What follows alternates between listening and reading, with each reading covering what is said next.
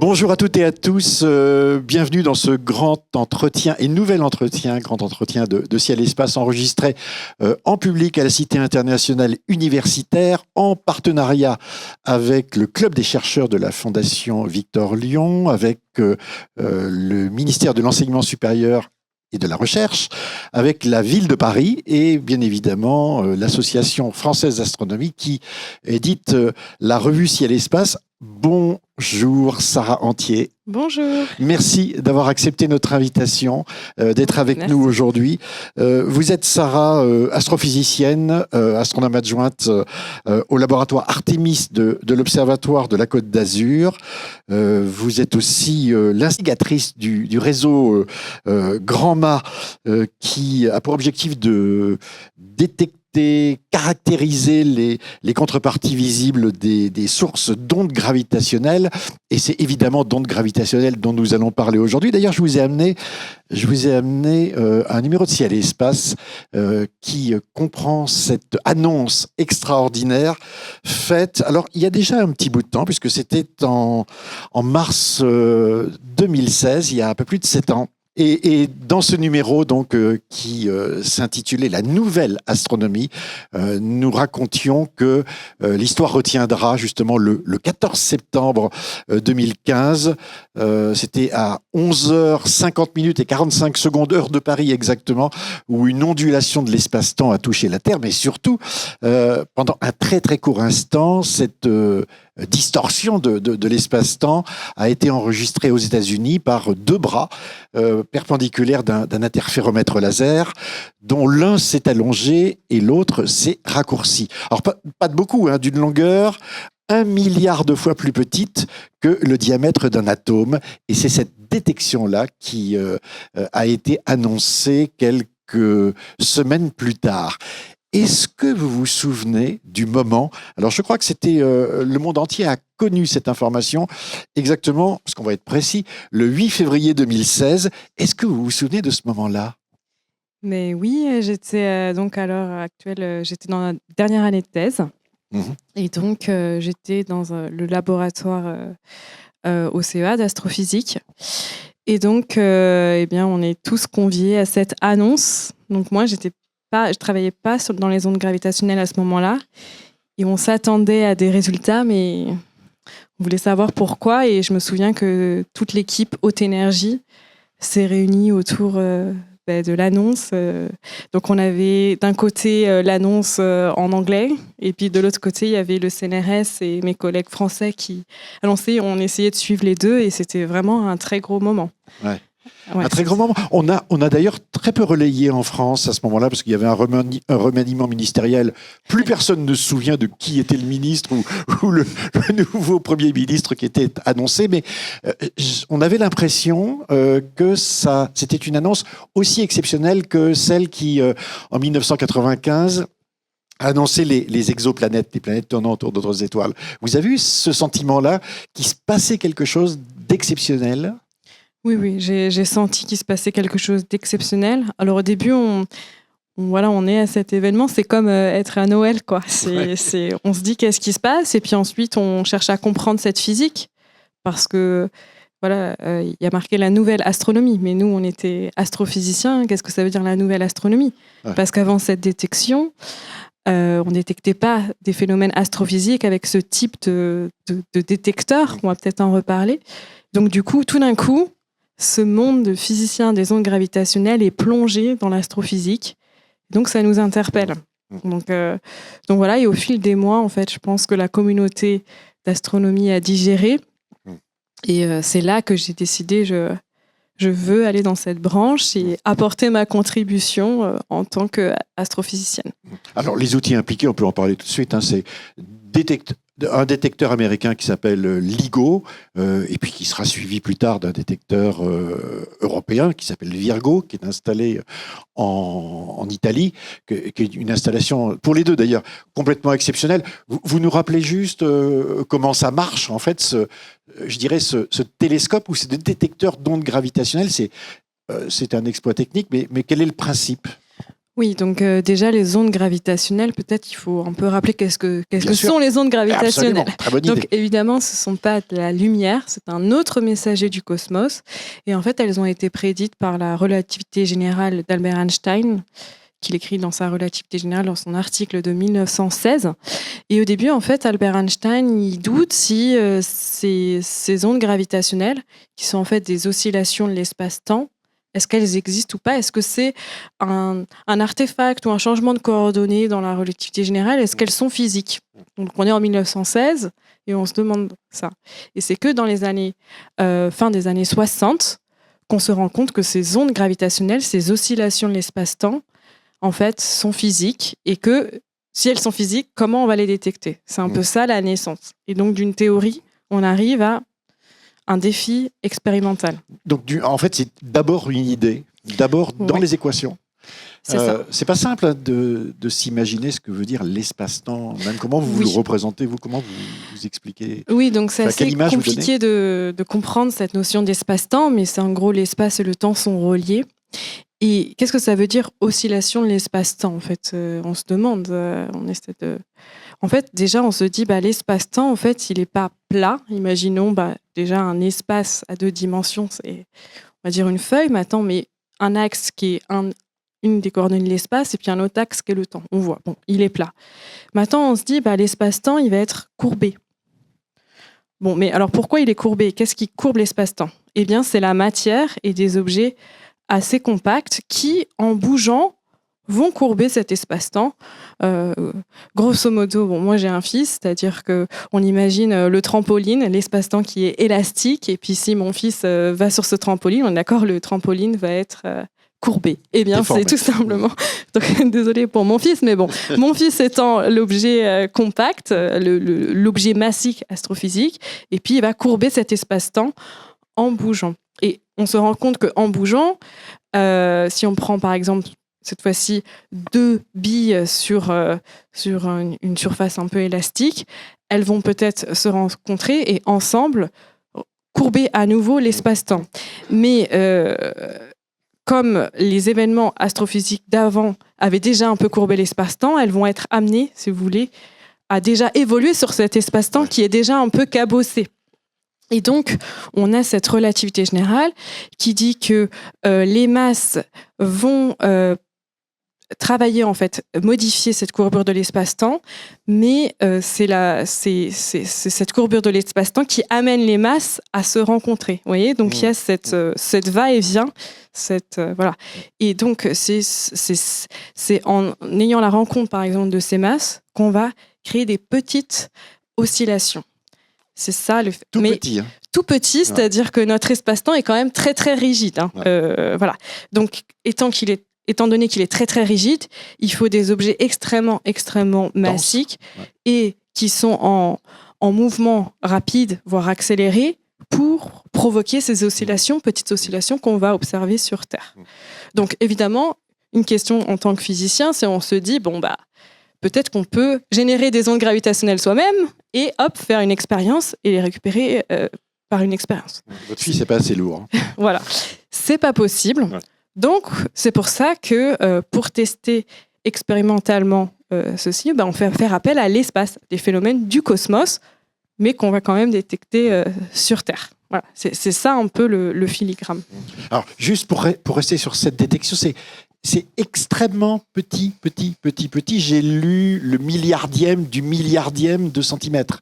C'est ça ? C'est ça. Par exemple, si on prend la distance entre le Soleil et la Terre, ça consiste à avoir une petite variation de cette distance Terre-Soleil d'une petite variation qui est le proton.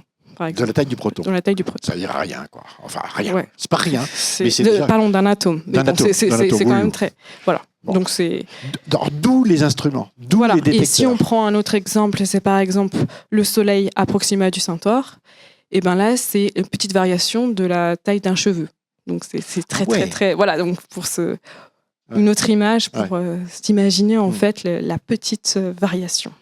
Bon, donc les physiciens inventent ces instruments que sont Virgo, LIGO et puis ceux qui vont venir, qui sont en cours de construction aujourd'hui, c'est-à-dire en fait des instruments qui vont tenter de mesurer cette infime variation.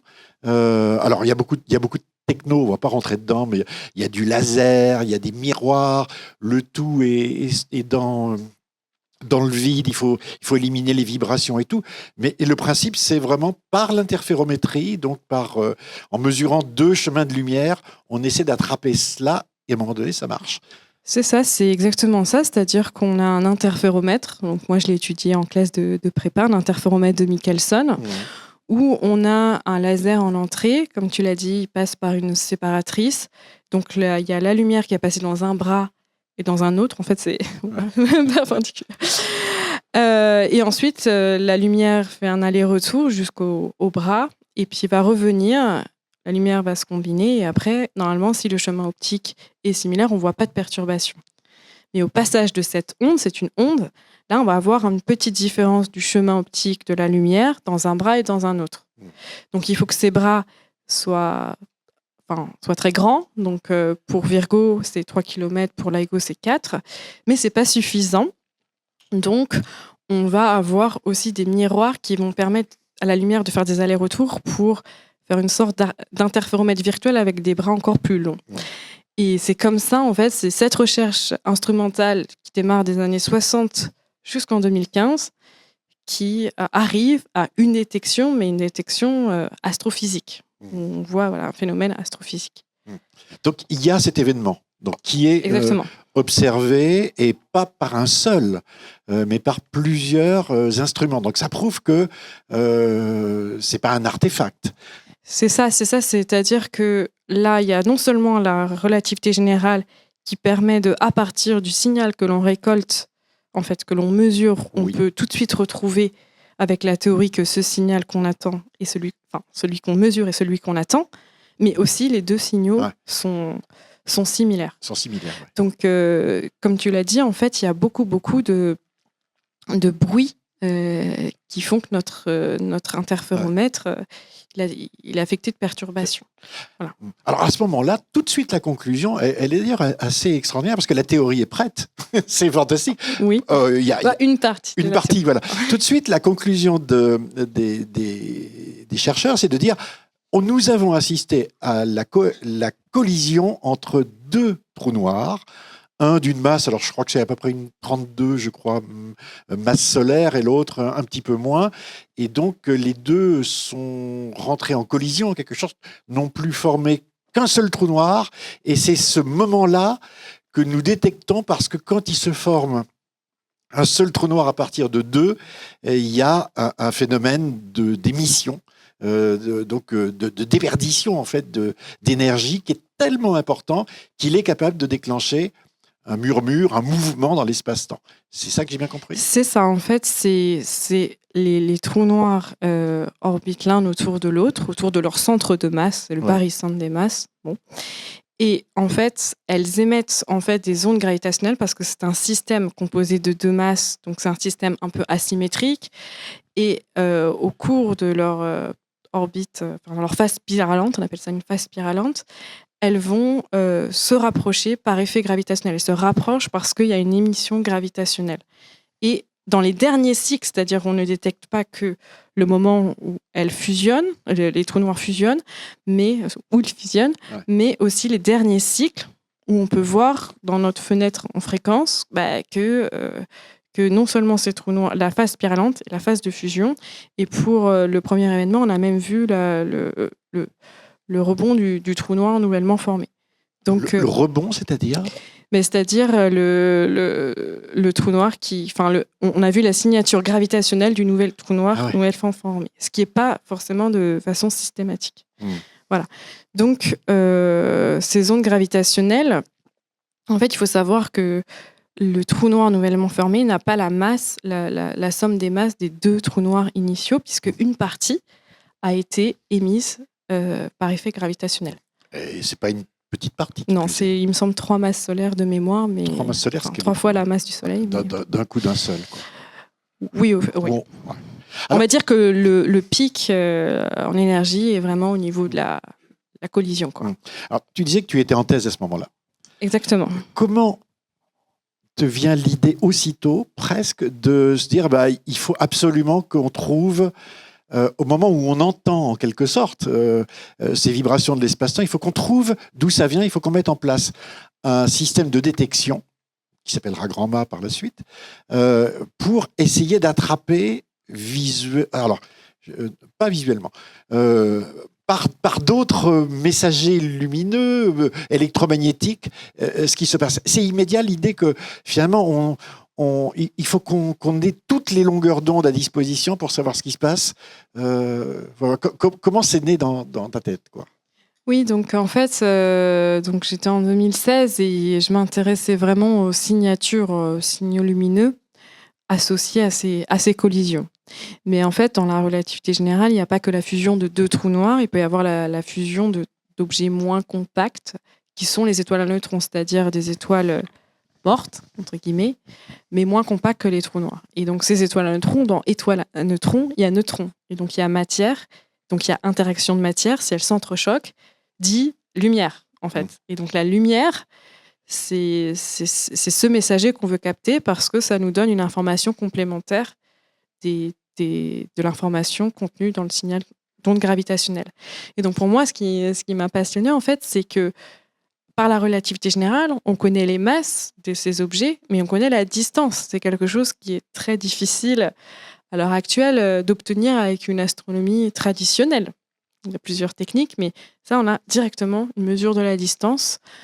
Par le signal d'onde gravitationnelle, on a une connaissance sur les masses. Donc moi, quand j'étais en thèse, je travaillais sur les sursauts gamma, qui sont des signatures en fait de matière éjectée, pouvant être éjectées au moment, par exemple, de la collision de 2 étoiles à neutrons. Mais on ne connaissait pas très bien la nature de l'objet central ou de l'objet formé. Enfin, voilà. Et donc, ce qu'on appelle le progéniteur d'un sursaut gamma. Mais avec les ondes gravitationnelles, on est capable de connaître ce progéniteur. Donc, tout de suite, ça m'a intéressée de mieux comprendre, en fait, le scénario astrophysique que j'étudiais, moi, au travers de la lumière gamma. C'est ça qui m'a motivée. Mais sur l'aspect Grand-mât, et je pense qu'on va en reparler, en 2016, j'avais pas notion, enfin j'avais pas connaissance de toute cette ampleur en fait pour récolter la lumière. C'était pas quelque chose sur lequel j'avais travaillé, et c'est vraiment en me plongeant dans ce groupe LIGO Virgo que je me rends compte que les détecteurs d'ondes gravitationnelles sont pas des télescopes, et bien qu'on peut avoir la distance, et bien en fait on localise très mal. Localiser très mal, ça veut dire quoi? Ça veut dire un pan de ciel, hémisphère nord, hémisphère sud, ou c'était quoi? Non, un peu mieux, mais pas forcément mieux des fois. Et alors, comment on monte un système comme ça? On appelle les observatoires en disant bonjour, je m'appelle Sarah Antier, alors voilà, je voudrais bénéficier de vos télescopes, mais alors je vous préviendrai très peu de temps avant, et ça va durer juste le temps d'un signal. Donc comment on monte un projet? En fait, déjà, c'est la motivation, c'est-à-dire que là, on est sur des phénomènes transitoires, une demi-seconde pour les ondes gravitationnelles, mais qu'en est-il de la durée du signal électromagnétique? S'il était immuable, ou on pourrait l'observer pendant une année, on pourrait, même s'il y a une localisation pas très précise, passer toute l'année à observer pour déceler la signature lumineuse. Donc, c'est pas le cas, en fait. Ça dure combien de temps? Ça dépend du phénomène, mais on va dire on est de l'ordre de quelques jours à quelques semaines pour les observatoires que l'on a à l'heure actuelle. Donc, il y a une course contre la montre qui fait qu'il faut travailler un peu ensemble. D'autre part, en fait, il y a eu cette découverte de 2017 et au fur et à mesure des observations, puisque j'ai pris part au ce qu'on appelle le suivi, c'est-à-dire dès qu'il y a... il faut aussi savoir que ces phénomènes, On décide pas quand l'univers va nous dire attention, il y a un truc, tenez-vous prêts. Donc voilà, c'est ça. C'est-à-dire qu'aujourd'hui, il y a une alerte d'onde gravitationnelle, de fusion de 2 trous noirs aujourd'hui. Et on décide pas en fait. C'était vers midi, je déjeunais, je crois même que voilà. Donc on décide pas. Aujourd'hui même. Hein. Oui, aujourd'hui même. Donc on se décide pas en fait. Donc aujourd'hui à midi en France, il fait jour, donc on risque pas d'observer. Et puis des fois il pleut aussi. Donc on s'entend. Voilà. Donc c'est là où il faut appeler son collègue, etc. Bon, on est aussi des fois, en fait, c'est pas tout le ciel, mais quand on a un télescope, on voit pas tout le ciel. Donc, des fois, c'est dans des régions où notre télescope en France, en fait, il va pas pouvoir voir cette zone qu'on dit de recherche. Donc, c'est qu'est-ce qu'on fait ? Et donc, c'est titré La nouvelle astronomie. C'est quelque chose de très populaire. Et donc, la plupart, c'est j'ai mon télescope, je fais ce que je veux, et pourvu que je tombe sur, comme au loto, quoi, je tombe sur le jackpot. Oui, parce qu'il y a déjà eu des prix Nobel sur les ondes gravitationnelles. Donc voilà. Et donc, après 2017, donc cette première détection multimessager, on va en reparler. Oui, qu'est-ce qui s'est passé en 2017 ? Ouais, on peut en parler maintenant. Du coup. Voilà. On ne remet jamais une date ultérieure. Exactement. Donc, en 2017, donc on était dans cette routine. Enfin, routine, attention, parce que 2016-2017, il me semble qu'il y en avait eu, je me souviens plus, mais je dirais qu'il y en a eu 11, je crois, entre 2016 et fin 2017. Détection. Voilà, détection d'émissions d'ondes gravitationnelles, toujours avec deux objets compacts. Et donc, on est dans une routine d'une alerte qui n'est pas forcément, qui est un signal intéressant, mais qui ne va pas forcément aboutir à une détection astrophysique, on est sûr. Donc, on avait à peu près une alerte par mois. Et on commençait à comprendre un peu trop sur la façon d'observer avec ces nouveaux joujoux ou ces nouvelles alertes. Puisque avant, la question était en préparation, mais aucun on va dire astronome n'était vraiment, c'était préparé, mais pas tant que ça. Là, on a des alertes, donc on doit engager des stratégies, on doit braquer nos télescopes, on doit engager des analyses supplémentaires pour ceux qui ont la chance d'observer le ciel comme ça, comme les détecteurs gamma. Et donc, on comprend qu'il faut toute cette stratégie pour parler.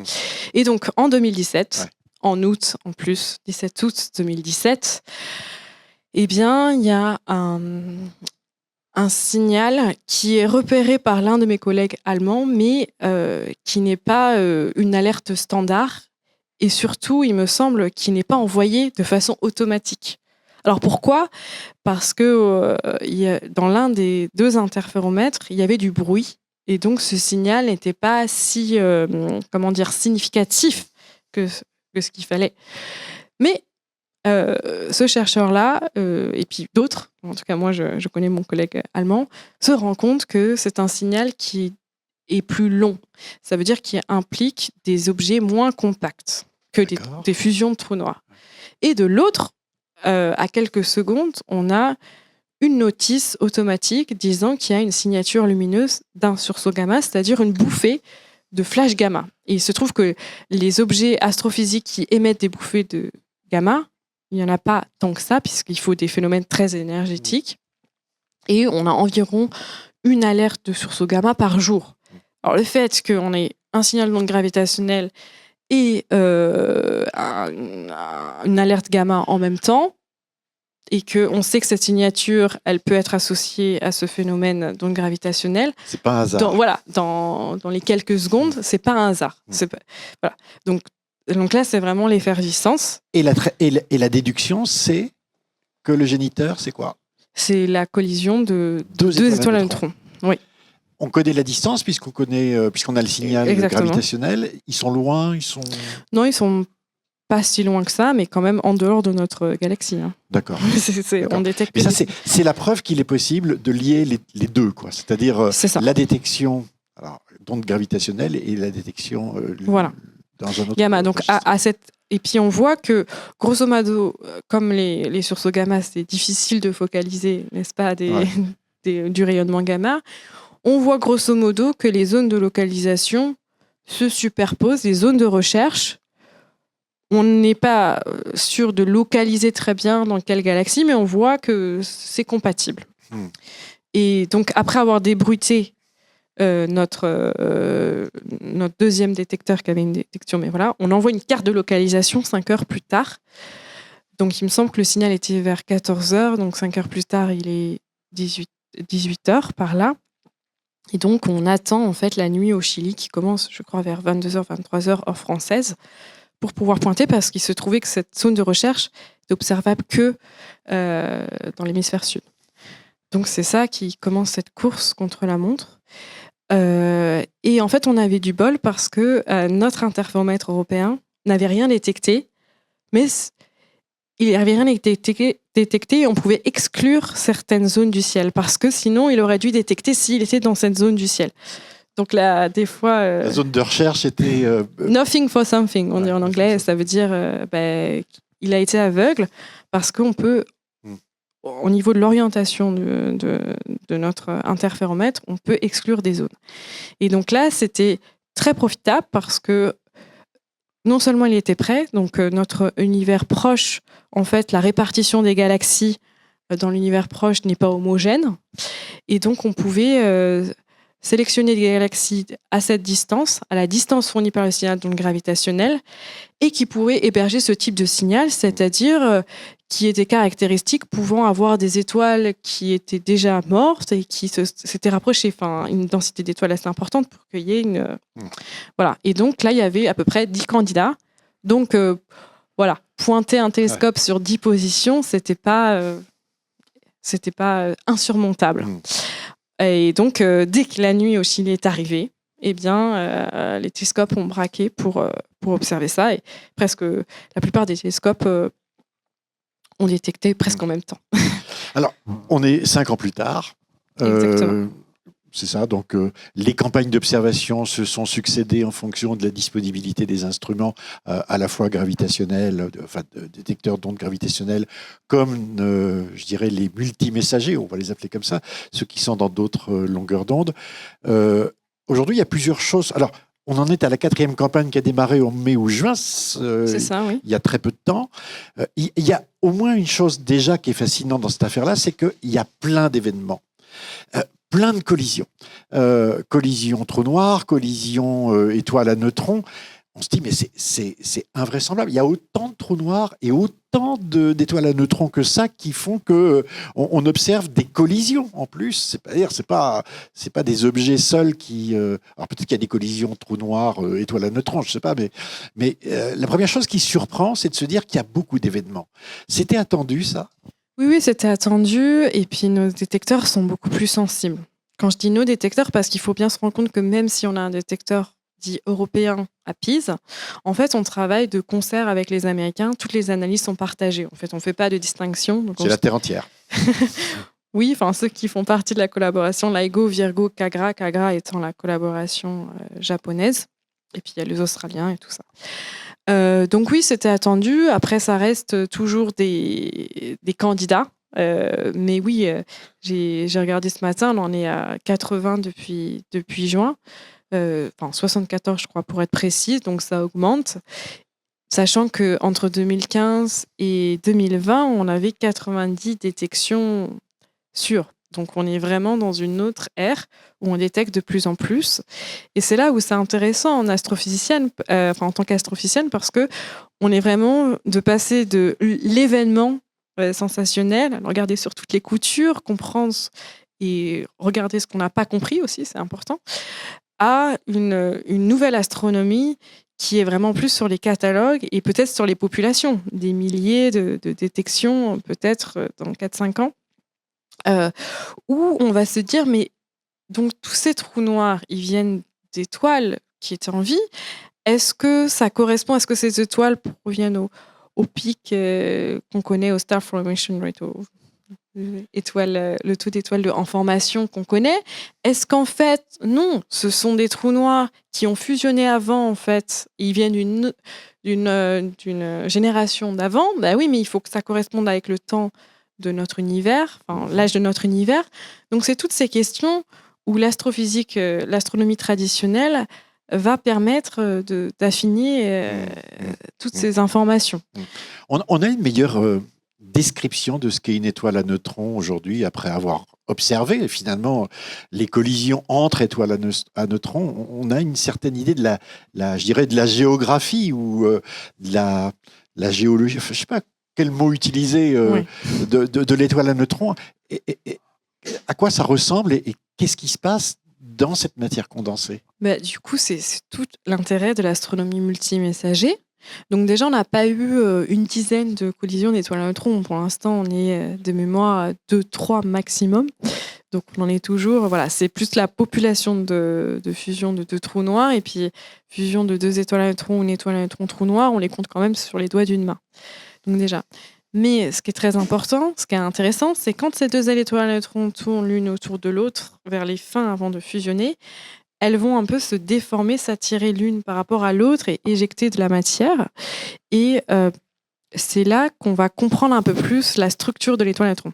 Et pour moi, ça me fascine parce qu'au cœur de on a cette matière qui est très dense, puis à un moment, ça devient un trou noir en fait. Très dense, il faut dire ce que ça veut dire, très dense.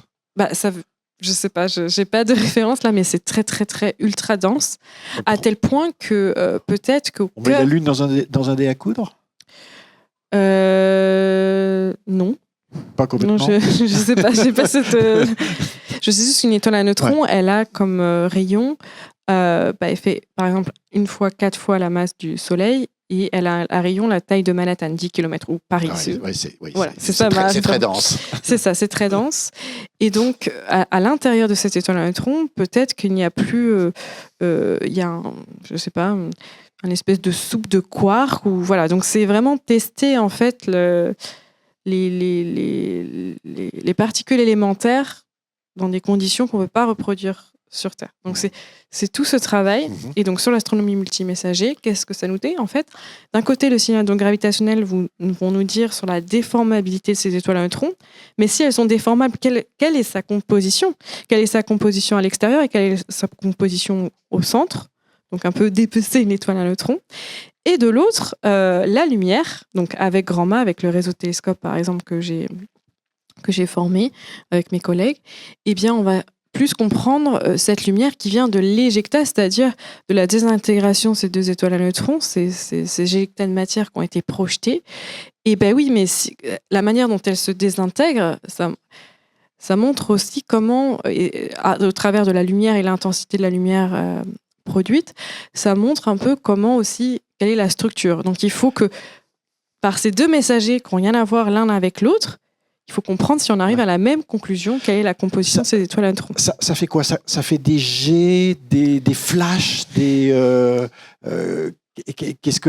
qui ressort de ça? On a une certaine vision Oui, on n'est pas là pour observer, mais ce qu'on a comme modèle, c'est plutôt on voit des espèces d'étoiles à neutrons qui se désintègrent avec des espèces de queues de matière, juste avant qu'elles fusionnent.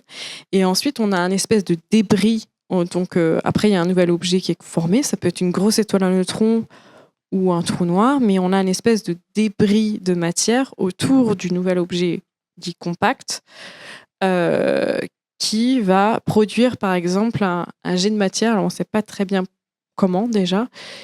Un jet de matière très collimaté, qui fait que si la Terre n'est pas dans l'axe, on ne risque pas de l'observer. Ouais. Et donc les sursauts gamma, par exemple, proviennent de ce jet de matière.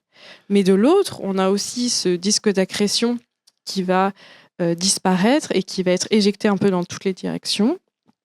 Là, on va aussi voir de la lumière. Et donc, il va y avoir des éléments qui vont être formés, puisqu'il y a étoile à neutrons, dans étoile à neutrons, il y a neutrons, et puis on va avoir les protons.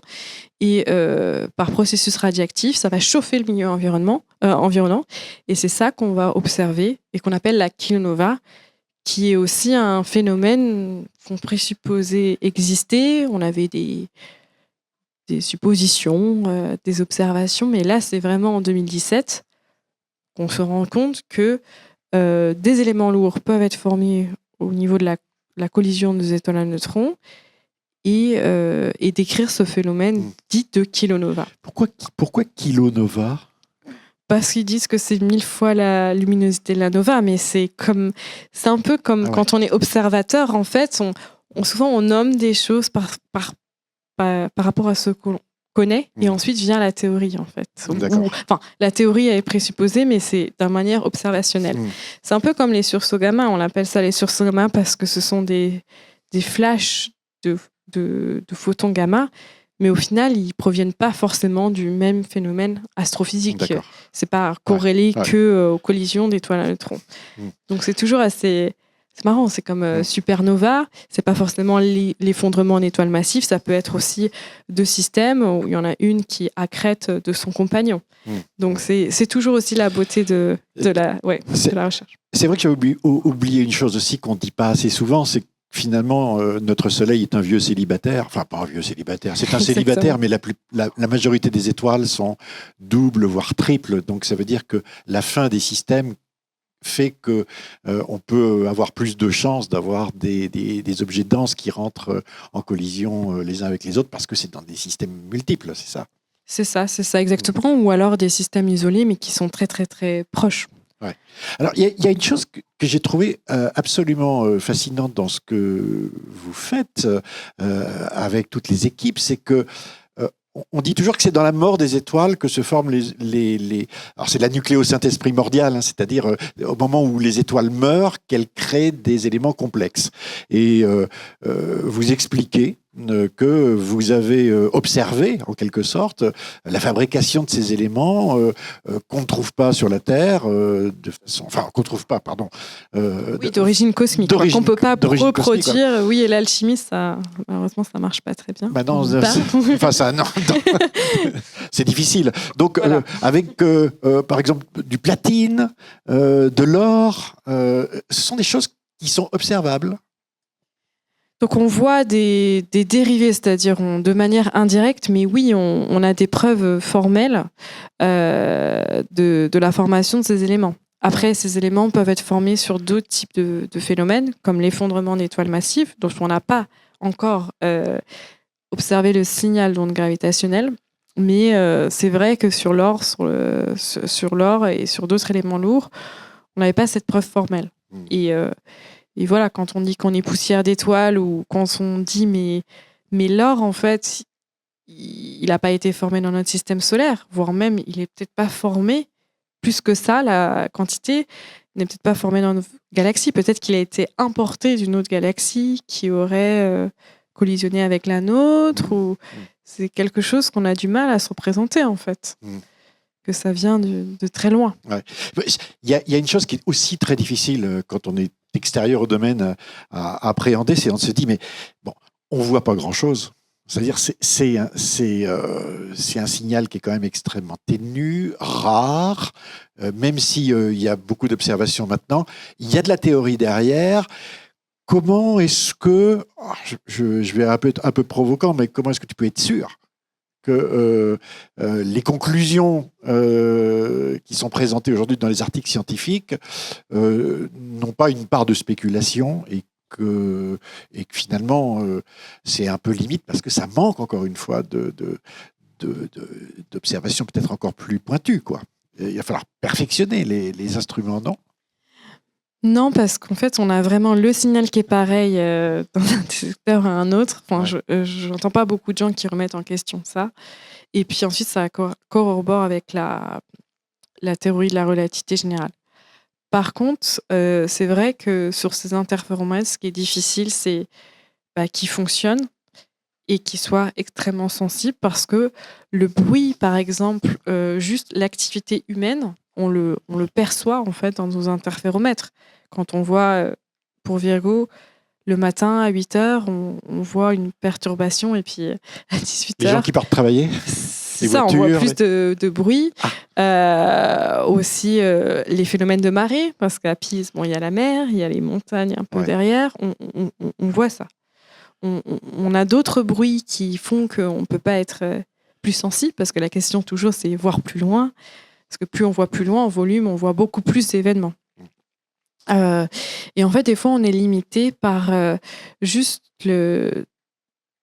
des phénomènes physiques, par exemple le laser. Donc on reparle un peu de la technique, mais ce laser, en fait, juste le fait que les photons de cette lumière tapent le miroir, en fait, ça apporte une pression qui peut peut-être faire varier. Ou alors la puissance du laser qui va chauffer un peu le miroir, qui va aussi perturber. Donc c'est vraiment, on comprend assez bien, en fait, les bruits. Donc c'est pas seulement on a un signal, c'est aussi de comprendre aussi tous les bruits. Il y en a qu'on comprend pas, évidemment, mais il y a un gros travail là-dessus aussi qu'il faut penser, et le faire travailler tous les sous-éléments ensemble, c'est vraiment très impressionnant. Et donc là, pour Virgo, en ce moment, il est en phase toujours de réglage, parce qu'on a changé pas mal de choses pour être plus sensible. Mais en changeant pas mal de choses, on est en train d'ajuster pour faire fonctionner le tout. Et c'est extrêmement compliqué. Et des fois, on nous pose la question de « Ah oui, mais les Américains ont fait ça, pourquoi vous ne faites pas la même chose ?» etc., etc. Non, parce qu'on a aussi notre recherche à nous, nos choix à nous, on a notre environnement à nous qui est à Pise, et c'est différent, en fait. Donc, c'est tout un peu un orfèvre, je ne saurais pas comment dire. Un travail de dentelier, quoi. C'est ça, pour faire fonctionner ces instruments. Et donc, c'est pas juste magique, et donc on risque pas de se dire si c'est...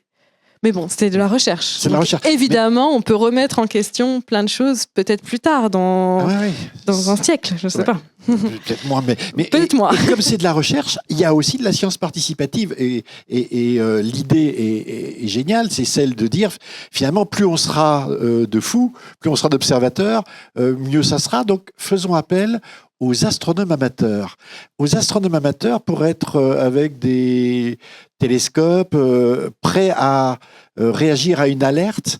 Quel était l'esprit, quel est le principe de mise en place à ce moment-là pour la science participative avec des amateurs pour essayer d'attraper ces phénomènes? Comment ça marche? Donc à partir du moment où on sait que c'est un phénomène transitoire, à partir du moment où on sait que c'est un phénomène rare, il ne faut pas louper l'occasion.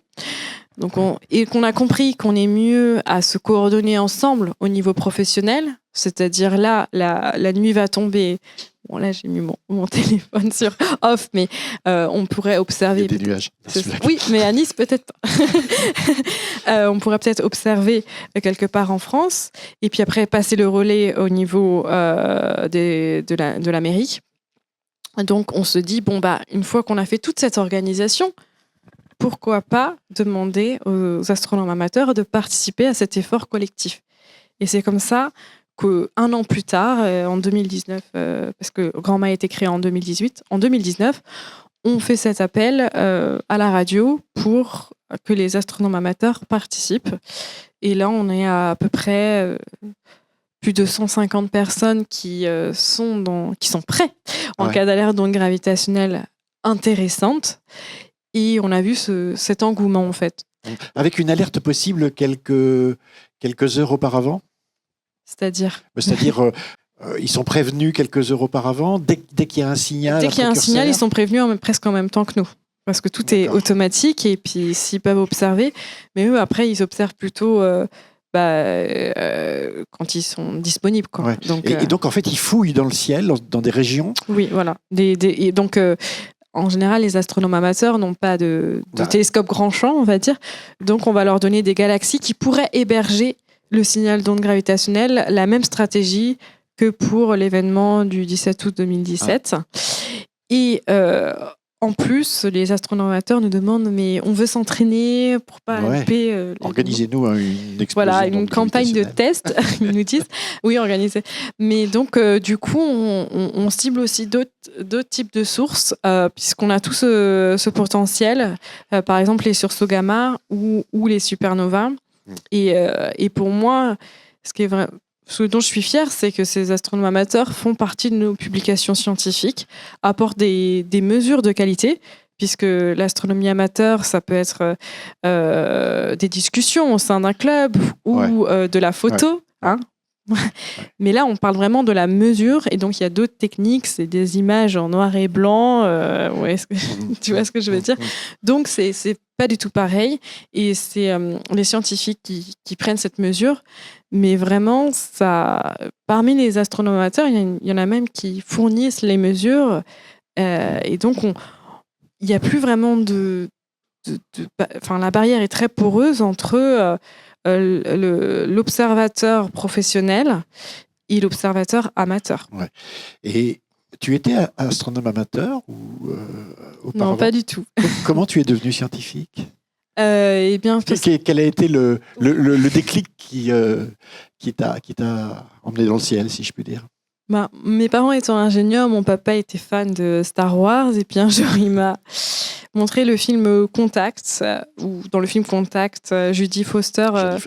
Oui, je me souviens plus son nom dans la fiction, mais en fait, voilà, tape des pieds et des mains pour continuer sa recherche et puis elle détecte un signal extraterrestre. Ouais. Et voilà, ça m'a passionnée qu'elle soit aussi passionnée et qu'elle se démène pour faire avancer son projet scientifique. Et je me suis dit, oui, c'est ça que je veux faire, être sur des instruments très grands, comme les interféromètres ou les missions spatiales, et faire avancer la recherche. Voilà. Oui, alors dit comme ça paraît simple. J'imagine que l'affaire a été sans doute un peu plus compliquée. Qu'est-ce qui a compté le plus? Les gens que tu as rencontrés, les collaborations, enfin, qu'est-ce qui a été un élément clé ou des éléments clés dans ton parcours pour arriver à un poste d'astronome aujourd'hui? Pour arriver à un poste permanent. Oui, c'est ça. Parce que j'imagine qu'il y a beaucoup de candidats, mais... Oui, il y a à peu près une quinzaine de postes par an pour être astrophysicien en France, donc c'est extrêmement peu. Il faut mettre ça en regard du nombre de doctorants qui sont en astrophysique, plus d'une centaine. Donc du coup, c'est vrai que c'est très difficile d'obtenir un poste et de faire de l'astrophysique toute sa vie ou de l'astronomie toute sa vie, payer pour ça, on va dire, ou pour faire de la recherche. Ouais. Donc oui, il y a eu beaucoup d'obstacles, comme la plupart de mes camarades, mais disons qu'on ne réalise pas forcément. On fait des études universitaires, on obtient un master d'astrophysique. Ensuite, on se dit, bon, on va commencer le doctorat. Et puis après, le doctorat, c'est compliqué. C'est compliqué. C'est compliqué, c'est-à-dire? C'est-à-dire que jusqu'au doctorat, on se dit, on va avoir un diplôme en plus. Ouais. Mais après, on a des post-doctorats qui sont en fait des emplois pour continuer à se former parce qu'on apprend tous les jours. Moi aussi, j'apprends tous les jours. Mais on ne sait pas quand on va être pris ou si on va être pris. Et donc, après le doctorat, on est dans cette phase de faire des concours, prendre des sélections. Est-ce qu'on veut rester en France? À quel endroit de la France on veut aller? Où on veut aller? Est-ce qu'on a le choix? Et donc, il y a une partie qui est aussi d'essayer d'acquérir des compétences en dehors de la France et donc partir à l'étranger. Ce que tu as fait? Non, ce que je n'ai pas fait. Justement, j'ai eu la chance d'avoir le prix lauréat à l'UNESCO et aussi par force de caractère, peut-être, je me suis dit que j'allais acquérir une compétence et un réseau international depuis la France pour pouvoir concilier mon projet personnel, devenir maman, et mon projet professionnel. Alors, c'est bizarre de dire ça, mais ça veut dire beaucoup de voyages ouais. Pour avoir ses collaborateurs. Donc c'est vrai qu'en étant dans les ondes gravitationnelles, bon, on a nos collaborateurs américains, australiens, anglais, allemands, tout le temps en fait en call. Donc c'est beaucoup plus facile, je pense, dans une mission internationale, d'acquérir des... Et puis on se disait une nouvelle astronomie, mais c'est peut-être aussi de nouveaux astronomes pour le compte, parce que l'astronomie traditionnelle, tu le dis, c'est plutôt l'astronomie optique, l'astronomie... c'est pas les ondes gravitationnelles. Donc, quelque part, se crée un nouveau métier? Oui, c'est-à-dire que maintenant, on prend conscience que les interféromètres, c'est de l'observation et pas prendre des données, comme ce qui est le cas plutôt en physique Oui. des particules. Ouais. C'est un changement de philosophie, de façon de penser. Et donc, c'est vrai que j'ai bénéficié du fait de ce plein essor et que j'étais une de celles qui permettait de faire le lien entre la physique, les physiciens et les astronomes. Et donc, j'ai été recrutée d'ailleurs pour ça, pour faire de Virgo, contribuer à ce que Virgo soit un observatoire comme d'autres. Ouais. C'est un instrument et tu l'utilises pour observer le ciel, en fait. C'est ça.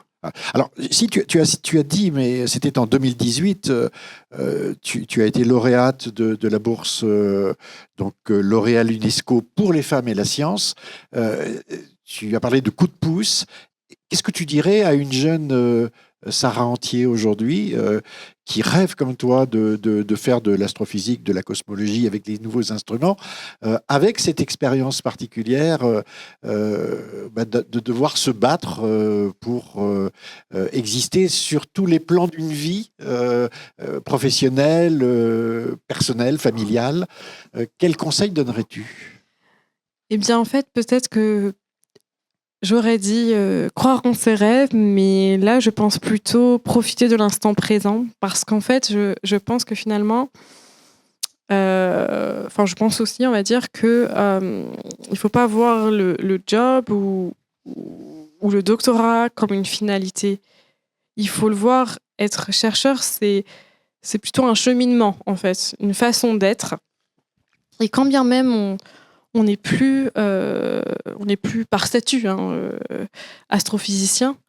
On a fait ce cheminement et cet état d'esprit qui est de vraiment comprendre les temps longs, comprendre la patience, comprendre la persévérance. On est chercheur, c'est-à-dire on a été chercheur, on sera chercheur. Ça veut dire qu'on ne se base pas sur nos découvertes. Beaucoup de gens disent un chercheur, il cherche mais il ne trouve pas, ou je sais quoi. Le truc de Gaulle, quoi. Oui. En fait, non, c'est parce qu'on est sur ce point où on connaît la connaissance à un instant T et on veut basculer pour aller toujours plus loin. Et cette côté de persévérance, cette côté de résilience, pour moi, c'est quelque chose que je veux rappeler aux gens qui veulent faire ce parcours, qui souhaitent faire ce parcours, que vous allez accéder à cet état d'esprit, ce cheminement, aussi ce raisonnement. On fait des choses très abstraites. C'est quand même quelque chose qu'on a, je pense, toute sa vie. Voilà. Donc, est-ce qu'on veut être dans ce cheminement ou est-ce qu'on ne veut pas? C'est plutôt ça que je dis. Et puis, sur la science participative, c'est pas parce qu'on n'est pas astrophysicien ou astrophysicienne qu'on ne va pas contribuer aux grandes découvertes. D'ailleurs, voilà. Donc, je pense qu'avec ces sciences participatives qui est mise en avant par les instances et qui est en développement en Europe, eh bien, j'espère que les citoyens, en fait, prendront part à ces grandes découvertes. Alors, par un hasard de calendrier, aujourd'hui, c'est la fin d'une COP dont on dit qu'elle est historique. C'est assez régulier, mais en tout cas, celle-ci dit qu'il faut consacrer de façon définitive à terme le modèle carboné. On voit bien que les responsables font appel à la science, à la technologie pour essayer d'améliorer la situation. On se dit, a priori, l'astrophysique, la cosmologie, l'observation des étoiles à neutrons, il y a peu de chances que ça ait des retombées sur Terre. Mais j'imagine que tu n'es pas indifférente à cette question. Non, alors déjà, comme je l'ai dit, pour moi, les chercheurs sont un peu... on est fonctionnaire et on doit montrer l'exemple. Donc, il y a un grand, dans notre façon de travailler. Donc, évidemment, si on observe au Chili, on va essayer de limiter déjà notre impact carbone. Aussi, on achète des matériels un peu partout du monde. Donc, ça, voilà. Donc, on a aussi cette réflexion en amont parce qu'on est habitué sur les temps longs. On le pense maintenant, ça. Oui, on le pense maintenant. Et donc, notre façon d'être, j'espère, permettra en fait de rayonner. Alors, je ne dis pas qu'on est tous exemplaires, mais en tout cas, on est dans notre métier, on est concernés en fait. Voilà. Pas forcément, nous, on n'est pas sur le... On veut faire des chiffres. Voilà. Aussi, il y a toujours une question, mais à quoi sert l'astrophysique? Je ne l'ai pas posé. Hein. C'est un peu ça. Donc, en fait, c'est assez... voilà, au-delà du carbone ou décarboné, il y a aussi ce new space, ce qu'on appelle voilà, où on veut commercialiser l'espace. Et pour ça, en fait, les industriels ne connaissent pas forcément la voûte céleste. D'ailleurs, les astronomateurs la connaissent peut-être mieux que certains astrophysiciens. Et donc, il y a cette part de « Ah oui, il faut observer, mais comment pour comprendre toute cette commercialisation de l'espace ?» Et c'est là où on fait appel aux astrophysiciens. D'autre part, il y a un autre aspect, c'est le big data. C'est aussi très in, où en fait, on a tellement de données en astrophysique que aussi c'est un jeu de données pour l'humanité, hein. C'est accessible pour tester en fait des nouveaux algorithmes qui pourraient utiliser. Donc il y a aussi vraiment des ponts qu'on s'imagine pas. Et puis pour moi, je parle souvent de l'astrothérapie, c'est-à-dire Astrothérapie. oui, voilà. C'est la première fois que j'entends ce mot. Je sais pas, j'ai envie de le dire aujourd'hui. C'est-à-dire que regarder le ciel, en fait, ça nous apporte un bien-être qu'on a peut-être oublié. On n'est pas en train de s'énerver en regardant le ciel. Et donc, c'est quelque chose, en fait, qui, pour moi, peut-être devrait être remis au cœur, en fait, de programmes scolaires ou mieux comprendre cet univers ou juste le contempler parce que, voilà, ça rend joyeux. En tout cas, moi, ça me rend joyeux. Mais voilà, c'est quelque chose, je pense, qui est important de rappeler. Je voulais conclure par Victor Hugo, qui s'est toujours beaucoup intéressé au ciel. D'ailleurs, il a observé le ciel ici, pas très loin de l'observatoire, dans une lunette. Et il raconte son observation de la Lune. Et dans ses proses philosophiques, il a cette phrase s'interrogeant sur l'avenir de la science. Est-ce fini, dit-il? Fini? Mais quel est ce mot? Améliorez votre télescope et vous verrez. Merci Sarah. Merci. Merci à vous de nous avoir suivis. À très bientôt.